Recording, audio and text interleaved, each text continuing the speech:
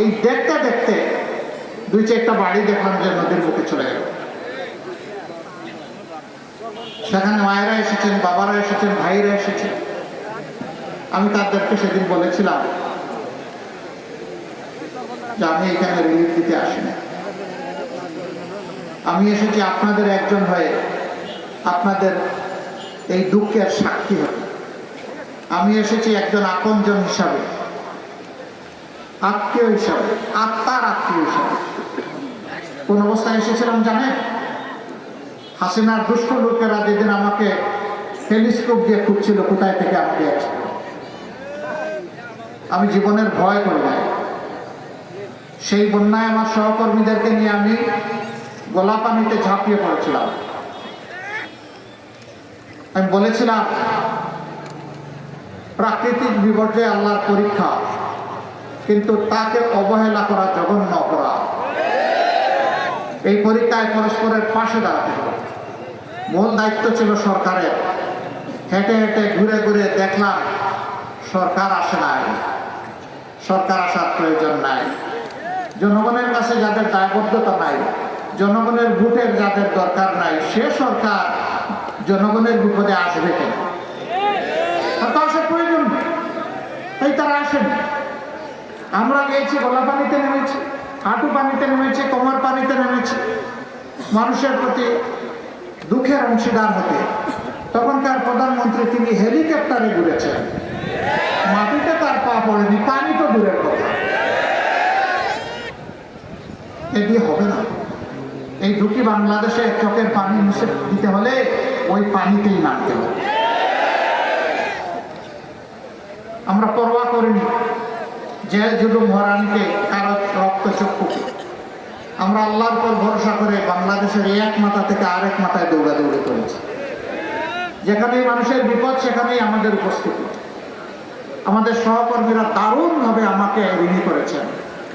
সামান্য একটু ইশারা দিয়েছি, ঝাঁপিয়ে পড়েছেন, আলহামদুলিল্লাহ। সেই সময়টা তো আর নির্বাচন ছিল না রে ভাই, সেই সময়টা ছিল মানবতা।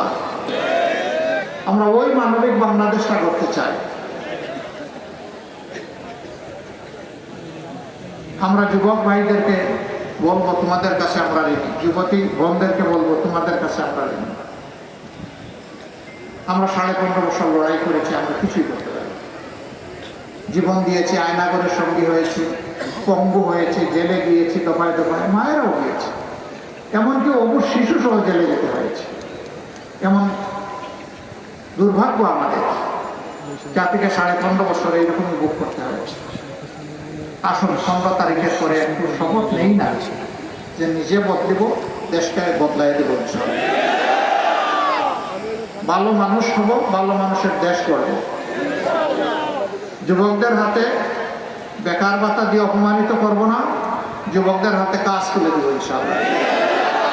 এখানে special economic zone, double rail line, নদী ভাঙ্গনের উপযুক্ত ব্যবস্থা নেওয়া, তারপরে নকশিপল্লী গড়ে তুলে মায়েদেরকে স্বস্তির সাথে কর্মসংস্থানের সম্মানজনক ব্যবস্থা করে দেওয়া সহ মেডিকেল কলেজ হাসপাতালকে তার কাঙ্ক্ষিত মানে পৌঁছায় দেওয়া, যে দাবিগুলো এখানে করা হয়েছে সবগুলো যৌক্তিক দাবি। কথা দিচ্ছি আপনাদের টাকা আপনাদের কাজে লাগবে ইনশাআল্লাহ। এই টাকায় হাত দিব না, চুরি করব না, লুণ্ঠন করব না, ব্যাংক খালি করব না, শেয়ার মার্কেট লুণ্ঠন করব না, চাঁদা তুলব না, দুর্নীতি করতে দিব না। আপনাদের টাকা আপনাদের কল্যাণে ব্যয় হবে ইনশাআল্লাহ। আপনাদের দাবি তখন আপনাদের চোখের সামনে বাস্তবায়িত হবে। আর আপনাদের ভোটে যদি আল্লাহর মেহেরবানিতে আপনাদের এই ভাইয়েরা নির্বাচিত হন, তারা বছরে একবার কমপক্ষে তাদের এবং তাদের পরিবারের সকল সদস্য তাদের আর্থিক হিসাব নিকাশ জনগণের সামনে উন্মুক্ত করতে বাধ্য। তারাও কি অতীতের রাস্তায় হাঁটছেন নাকি পরিবর্তনের রাস্তা ধরে হাঁটছেন? তা জানার অধিকার এই জনগণের আছে। ক্ষমতায় যাওয়া চারটিখানি স্বাদের ব্যাপার নয়, দায়িত্বের বোঝা। সেই বোঝা ঘাড়ে নিয়ে মানুষের প্রতি দায়বদ্ধতা নিয়ে কাজ করতে হবে ইনশাআল্লাহ। যুবক যুবতীদেরকে যেমন আমরা হাত মজবুত করে দেব শিক্ষা প্রশিক্ষণের মাধ্যমে, তেমনি দেশ গড়ার কারিগর হিসেবে তাদের হাতে বাংলাদেশও তুলে দেবো ইনশাআল্লাহ। প্রস্তুত? আমরা দিতে প্রস্তুত, যুবকরা নিতে প্রস্তুত। মোবারকবাদ, তৈরি হয়েছে। এবার 11 দলীয় জোট এবং বিশেষ করে জামাতে ইসলামী যাদেরকে নির্বাচনে আমাদের প্রার্থী করেছে তাদের 62 ভাগ যুবক। এই বার্তা দিচ্ছি আগামীর বাংলাদেশ যুবকদের বাংলাদেশ। আমার যুবকেরা কারো কাছে ভিক্ষা চায় না, কারো কাছে ভাতা চায় না। আমার যুবকেরা দেশ গড়তে চায়, হাতে কাজ চায়। ইনশাআল্লাহ কাজ পাবা ইনশাআল্লাহ। মাদের ব্যাপারে আমাদের অঙ্গীকার, আপনাদের ঋণ পরিশোধ করা কোনো সন্তানের পক্ষে সম্ভব নয়। আপনারা গর্বে নিয়েছেন, বুকের দুধ দিয়েছেন, বুকের বিছনায় লালন পালন করেছেন। 1 সেকেন্ডের কোনো ঋণ পরিশোধের শক্তি আমাদের না, কিন্তু এরপরে আমাদের চেষ্টা করতে হবে। আপনারা গৃহে, চলাচলে, কর্মস্থলে, 3 জায়গায় সব কিছুর আগে আপনাদের নিরাপত্তা নিশ্চিত করা হবে ইনশাআল্লাহ।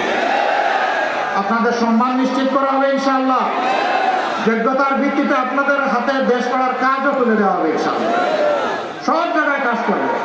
আল্লাহ নবীজির সাথে, মুহাম্মদুর রাসূলুল্লাহ সাল্লাল্লাহু আলাইহি সাল্লামের সাথে আমাদের মায়েরা যুদ্ধের ময়দানে গিয়ে যুদ্ধ করেছে। যুদ্ধের চাইতে কঠিন কোনো কাজ নাই। সব কাজে আপনারা অংশীদারিত্ব পাবেন ন্যায্যতার ভিত্তিতে ইনশাআল্লাহ। আপনাদের অনেক হক এই সমাজে লঙ্ঘিত হয়। আমরা ইনশাআল্লাহ যদি আল্লাহ সুযোগ দেন, আমরা যদি দেশ পরিচালনার সুযোগ পাই, হক নিয়ে আপনার সামনেও বসে থাকলে ওখান থেকে আদায় করে আপনার হাতে তুলে দেন। যার যে হক আছে সেই হক দেওয়া হবে। মাদেরকে যে জাতি সম্মান করতে জানে না, আল্লাহ তাআলা এই জাতিকে ভালোবাসেন না। মায়ের ভালোবাসা আমরা নিশ্চিত করবো ইনশাআল্লাহ তাআলা আজিম। অন্যান্য ধর্মের ভাই বোনদের প্রতি আমাদের বার্তা স্পষ্ট। বাংলাদেশ ফুলের বাগান, সব জাতের গাছ দিয়ে আমরা ফুল সাজাবো, বাগান সাজাবো ইনশাআল্লাহ তাআলা। এখানে কারো যোগ্যতার ক্ষেত্রে তার ধর্ম কি, দল কি, গায়ের চামড়ার রং কি, মুখের ভাষা কি, এটা দেখা হবে না। এটা দেখা হবে তার ওই কাজের যোগ্যতা আছে কিনা, তার মাঝে দেশের প্রতি কমিটমেন্ট, দেশপ্রেম আছে কিনা। যদি ওই 2 জিনিস থাকে, কাজ তার হাতে চলে যাবে ইনশাআল্লাহ। ধর্ম বর্ণের ভিত্তিতে কোনো ভেদাভেদ এখানে আমরা চলতে দেবো না। আমাদের জাতিকে আর বিভক্ত করতে দেবো না। জাতি ঐক্যবদ্ধ থাকবে ইনশাআল্লাহ। বন্ধুগণ, আমি একটু সাহায্য চাই আপনাদের। কোনো জায়গায় আমাদের মায়েদের একটু অপমান করা হচ্ছে শুধু ইনসাফের প্রতীক দাড়িপাল্লায় ভোট চাওয়ার জন্য। আমাদের মায়েদের কি অধিকার নাই? তাদেরকে এই দায়িত্ব নেই? যারা মায়ের গায়ে হাত তুলে তারা কোন প্রজাতি আমি বুঝতে পারি না। এরা কি মানুষ প্রজাতি না অন্য কোনো প্রজাতি? এই কয়েকদিন ধরে উৎপাত শুরু হয়েছে। আমরা চাই সবাই যার যার কর্মসূচি, পরিকল্পনা, বক্তব্য নিয়ে জনগণের কাছে যাক। যারা হাত তুলছে তারাও যাক, আমরাও যাব। আমি মাদেরকে বলবো, আমরা আপনাদের সন্তান, আপনাদের অপমান আমরা সহ্য করব না। একদম সাফ কথা, সহ্য করব না। যদি কোনো দুর্বৃত্ত আপনাদেরকে কোনো কটু কথা বলে, চোখে চোখ রেখে বলবেন, আমি মা, আমি তোমাকে পরোয়া করি না, আমি পরোয়া করি আল্লাহ তাআলা। কোনো জায়গায় ধমক দেওয়া হচ্ছে, দাড়িপাল্লায় ভোট দিলে সেদিন যাইও না, ওইটাও চোখে চোখ রেখে বলে দিবেন, আমি যাব, পারলে তুমি ঠেকাইও। বিড়ালরা পালাবে, দেখবেন পালাবে পিছনের দরজা দিয়ে ইনশাআল্লাহ। আর মায়ের সন্তানদেরকে বলবো, পাহারাদার হয়ে সেদিন মায়ের পাশে থাকবেন। সারা বাংলাদেশের মায়েরা তাদের নিরাপত্তার জন্য তারা বলে যে আমরা এখন এই সংগঠনকে চাই। এটা তাদের অধিকার, এটা তাদের ফ্রিডম অফ চয়েস। এখানে হস্তক্ষেপ করার অধিকার কারণে ওই যে একজন বলছে না, একটু খোলামেলা পোশাক, তাকে সাংবাদিক জিজ্ঞাসা করলো যে আপনি কারে চান? সে বলে আমি জামাতকে চাই। কেন? যে জামাতের দেশটা ঠিক করতে পারে। তাইলে তো আপনি এই কাপড় পরতে পারবেন না। কই পারবো না। আপনার কাপড় বদলে আপনাকে শালীন পোশাক পরতে হবে, পারবো। তো জামাতের কোন জিনিস আপনার ভালো লাগে? কয় জামাতই আমার ভালো লাগে। এই যে এটা দেখে অনেকের মাথা গরম হয়। এক মানা লক্ষ লক্ষ কোটি মা এখন এক কথাই বলছে, আমরা আমাদের নিরাপত্তার জন্য এই 11 দলকে চাই, বিশেষ করে জামাত ইসলাম। মায়েরা বড় ঋণী করে ফেললেন আমাদের। দোয়া করবেন আপনাদের এই ঋণ যেন আমরা আমাদের সমস্ত যোগ্যতা দিয়ে পরিশোধ করতে পারি। আল্লাহ যেন এই তৌফিক আমাদেরকে দান করেন। আমি আর আপনাদের বিরক্তির উদ্রেক করব না। সকাল থেকে এসেছেন, পেটে ক্ষুধা, মানুষ যখন ক্ষুধার্ত থাকে তখন মেজাজ খারাপ হয়ে থাকে, এর উপরে আবার পড়ারও। এই জন্য এখানে এই কথা রেখে গেলাম। আর যত কথা যত জায়গায় বলেছি সেগুলোই আমাদের অঙ্গীকার। আর এখানকার ব্যাপারে বলছি, 5টা আসন আল্লাহর রাস্তে, সভ্য, সুন্দর, দুর্নীতিমুক্ত, চাঁদাবাজ মুক্ত, একটা সাম্যের ইনসাফ